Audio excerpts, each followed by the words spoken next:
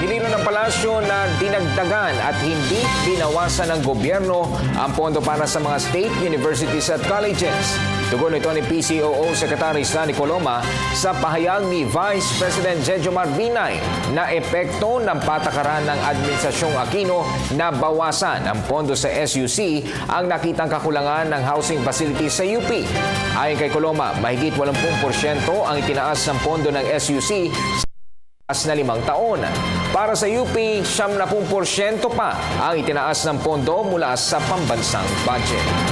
Ang total budget allocation para sa mga state universities and colleges ay nadadagdagan taon-taon.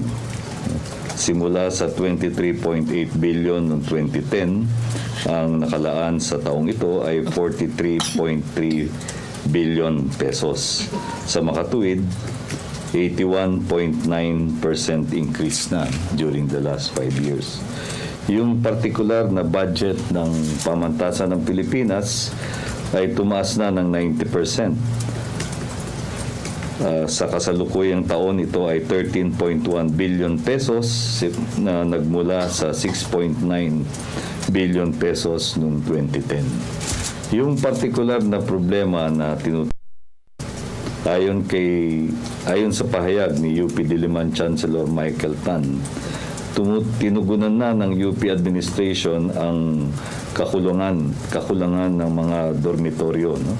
At naresolba na yung mga apela ng mga mag-aaral para sa kasalukuyang school year.